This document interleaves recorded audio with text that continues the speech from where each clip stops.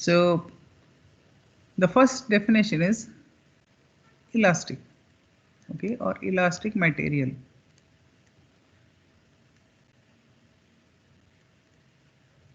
Okay, so before we go to the plastic analysis, so we say a material is elastic. A material is elastic if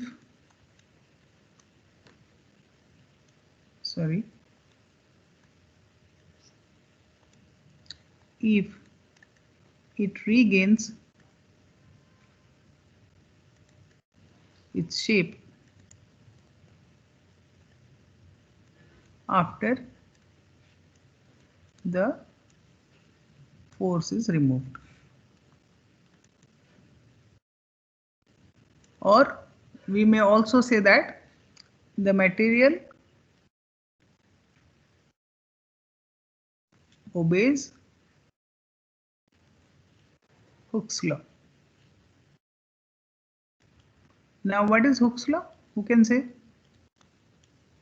Stress directly proportional to strain. Stress is Stress proportional is to, directly proportional.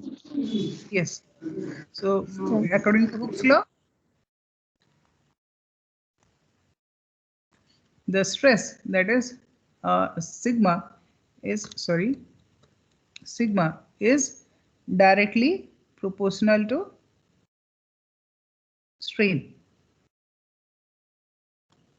Okay, or we may call it sigma equals to E into, sorry, this is not the first strain is this one. Okay, so sigma equals to E into epsilon.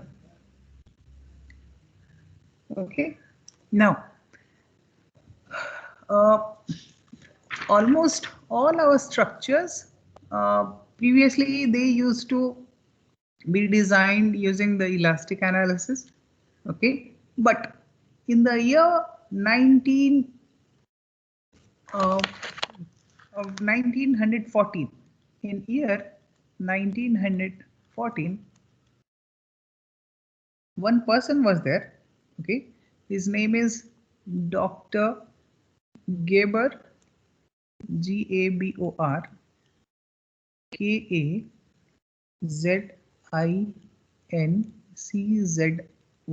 Now, what you will pronounce this one? Dr. Gabor Kazinczy. Okay, so what he did, he applied something that he called as the principles of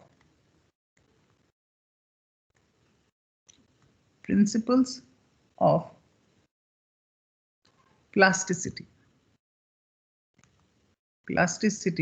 in order to design for steel structures.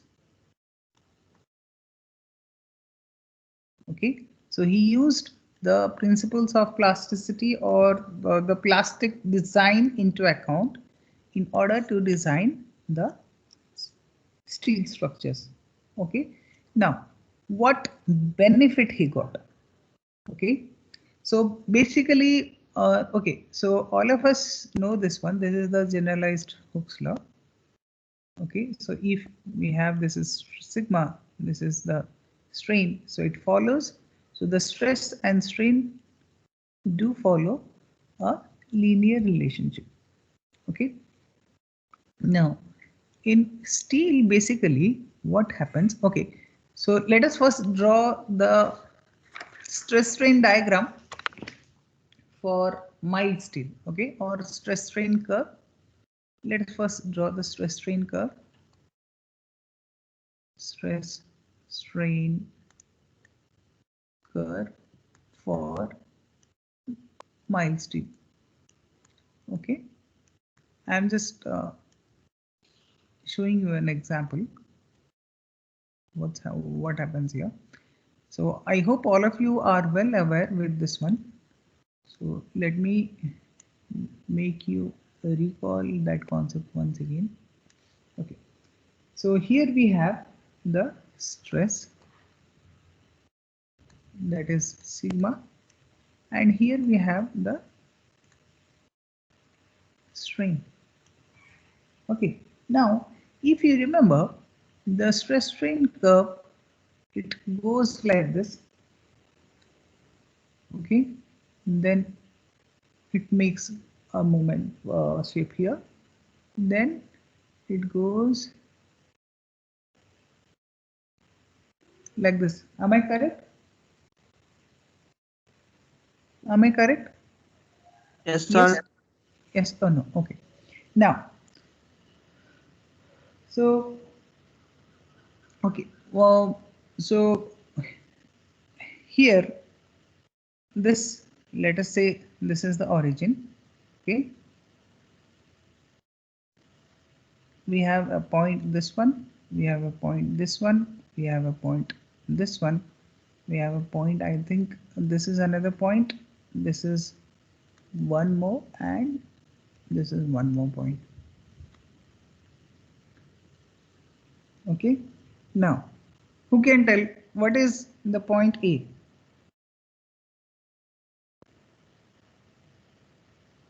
Who can tell what is the point A? Elastic limit. Proportionality limit. Elastic. So okay, some of you are saying proportional limit, some of you are saying elastic limit.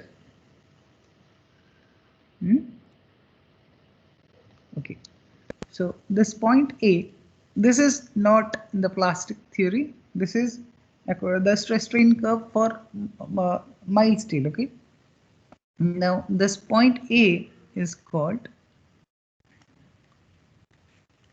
proportional limit. Okay, this proportional limit, this stress strain curve, this is very important from the gate point of view. Okay, if you remember this, you will not find any difficulty in solving questions related to this one. Okay, now what would be the point B called as? Okay, the point B will be, what is the point B? This you have. Elastic limit. Yes, please. Yield strength. Yield strength or yield point. Okay. Now, what is this point? Sorry, D is just a moment, I need to correct some this one. Okay. What is the point C called as? Or does any nomenclature is there for C? Anyone? Whether Lower yield point. Sir, lower yield point and B is upper yield point. the B is upper yield Upper point. yield point. C C is is lower yield point. lower yield point.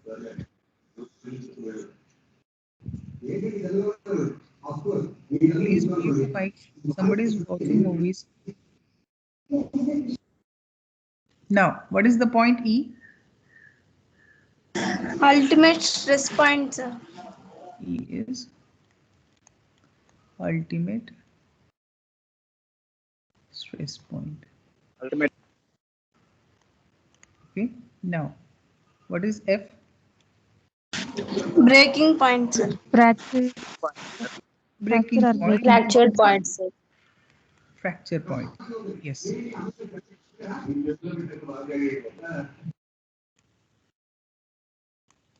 Okay. So, in elastic analysis, till what we do, or till what point we generally do the design in elastic analysis? Who can say?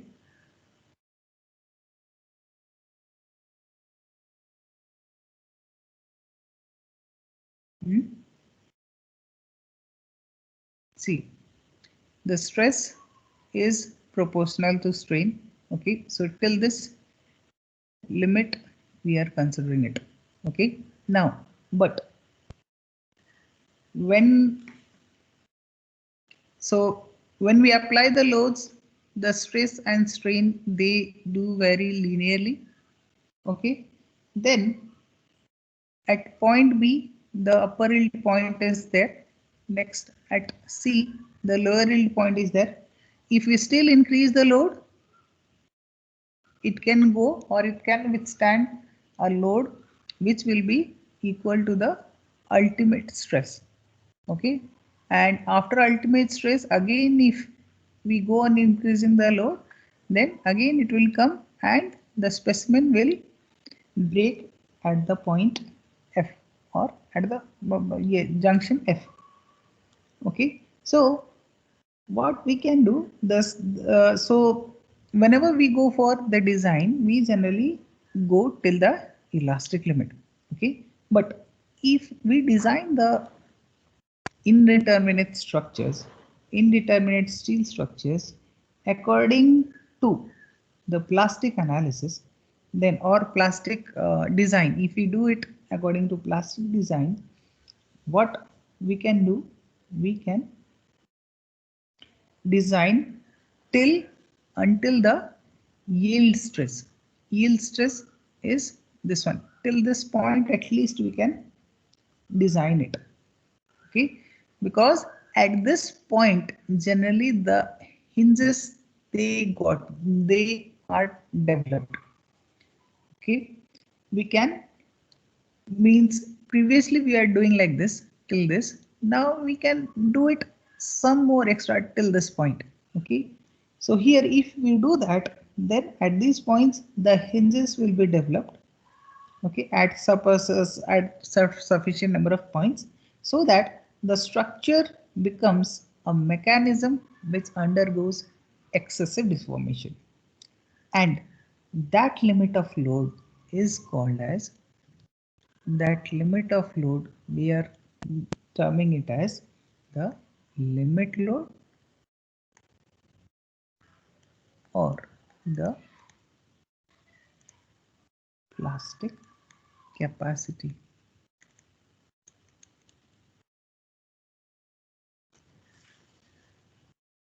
Okay, sorry, no, sorry, not the yielding point, we can use it till the ultimate stress point.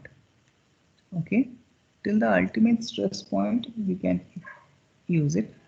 Okay, and generally this range, this one, so from the point to here, from here to here, we may call this range as plastic range.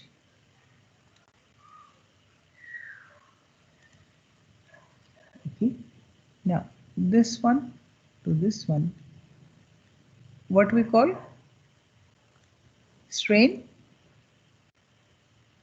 Is it called the strain hardening zone? Sir, some data is missing in the diagram, sir. Okay, tell me which data are missing. Yield plateau, sir. You missed the elastic point and strain hardening zone, sir. 2 points are missed, sir. Elastic point, elastic range. Okay, Between A and B, there is another point, elastic point, sir. here, okay, here you want to say that here another point. Are you talking Yes, about the mild steel? Yes, sir. Hmm? So here, okay, yes, sir. here you okay. So then what this point is called? This Elastic point A limit is, point. the A is called elastic limit. What, No, sir. A is proportionality limit. okay, A is proportionality limit. B And is after yield point, after and that, here you want to say another one, that is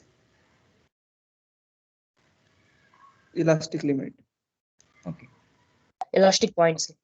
elastic point or elastic limit. Okay, so till this one, okay, from here to here, okay, till this range, what you call till this range?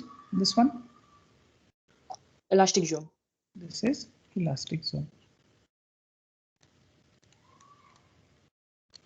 Okay, so now today or in this unit, see someone Sir, at here. C also some horizontal question is there, sir.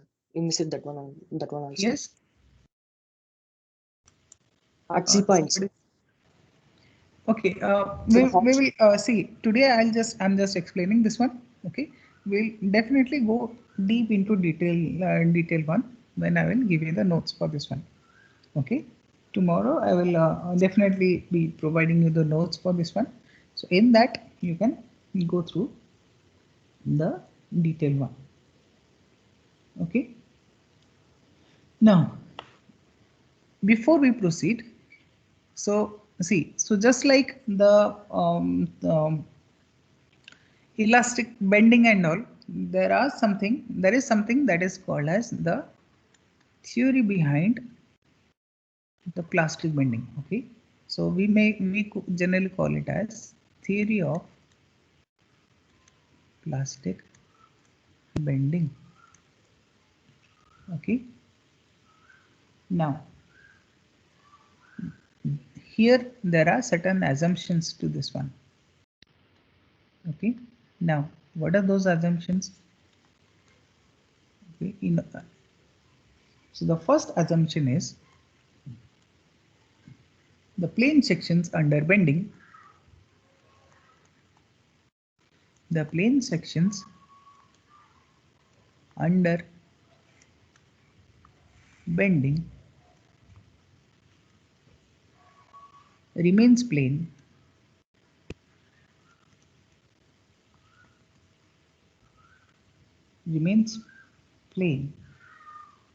at all the stages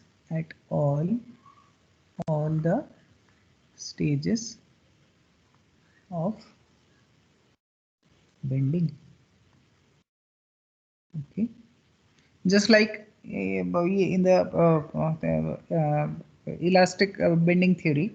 So here also the plane sections under bending remains plane at all the stages of the bending. So what it says, so it says that the so hence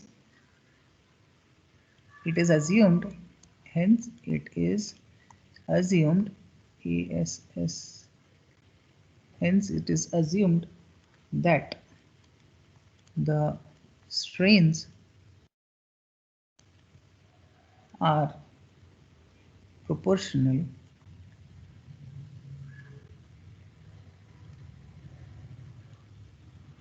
to the distance from the neutral axis.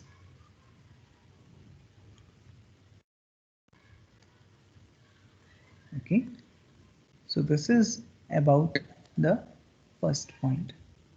Okay, now the second one is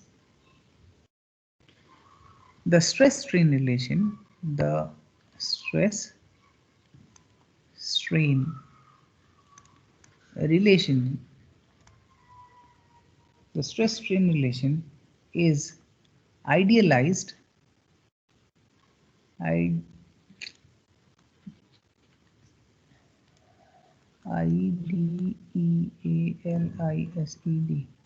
is idealized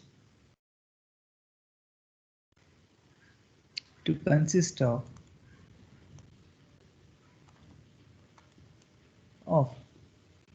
two straight lines. Two straight lines. Now, what are those straight lines? Those straight lines are when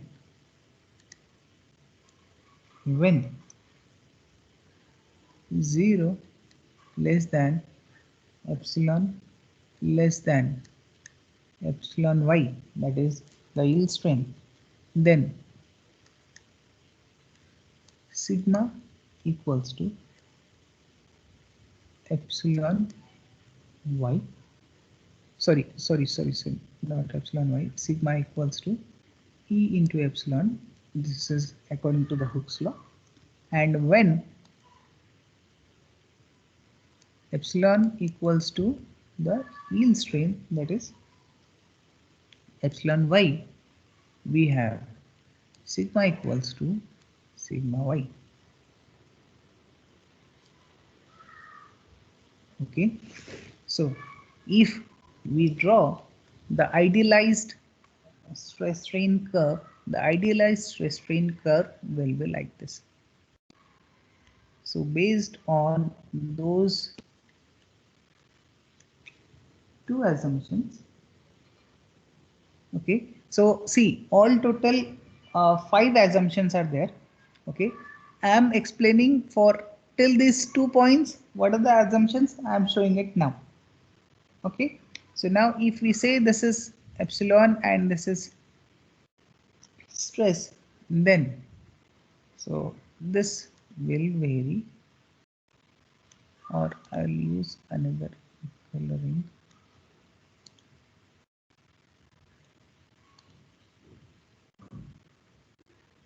This is varies. This is according to the first assumption. Then the second assumption is this one. Okay, and here at this point at okay, or let me take this one. Okay, at this point, okay, so here it is epsilon y, and here it is sigma y. Okay, this is the idealized stress strain diagram.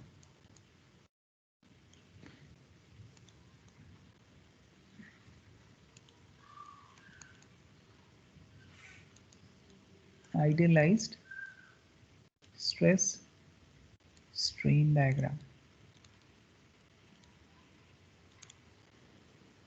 Okay, now the third one, or the third thing is, or the third assumption in this theory is the shearing strains are neglected. The shearing strains, that is the strains which develop due to the shear, that is the shearing strains are neglected.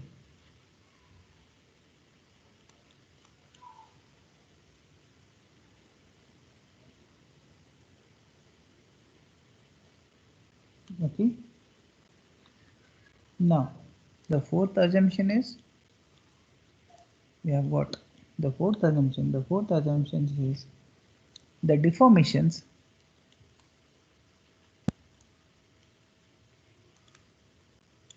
are sufficiently small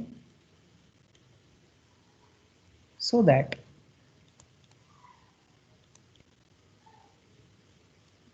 we have something called psi will be equals to tan psi. Okay, now what is this psi? The psi is what is the angle of slope at any point on the beam. Okay, now the last assumption, that is the fifth assumption, is there is no axial load. There is no axial load on the beam. Okay, so we may say that the axial force, so that is the axial force,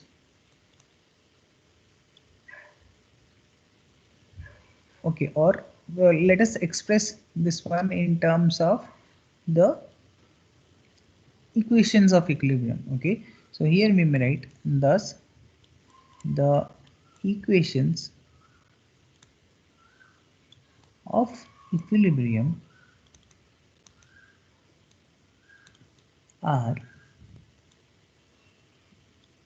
the first one, or the first equation is axial force that is P equals to 0, and it is equals to integration A into dA. Okay, and the moment that is M equals to integration chi into D into AY. Okay. Sorry. This is not A. This is my mistake. This is, sorry. This is that. So the moment and EA will be the stress. So whatever is the stress, the area under the stress, that one. Okay. Now this one into dA.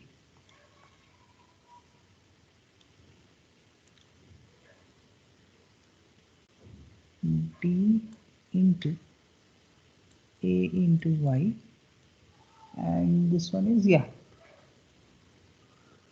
sigma into dA, where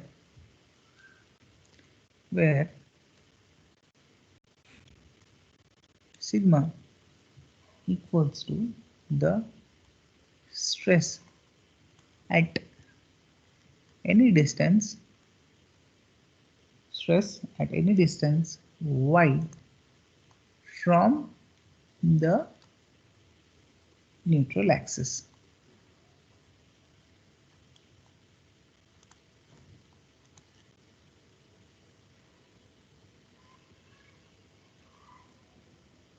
Okay,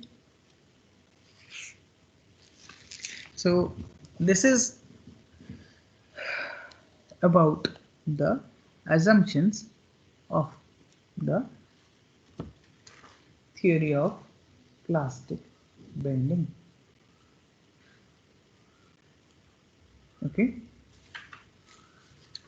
next we have is the bending of a rectangular beam.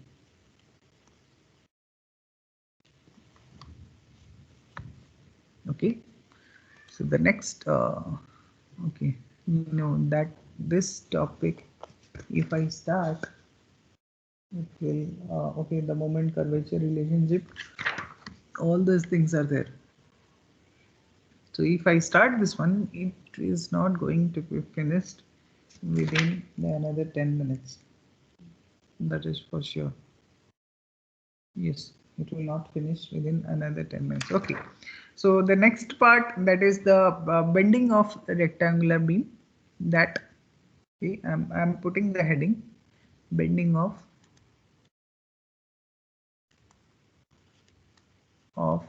a rectangular beam. This one we will cover in the next class, because this is not going to be over within 10 minutes. Okay, because if I start this one, it will like some more points, the curvature, the shape factor, all those things need to be covered.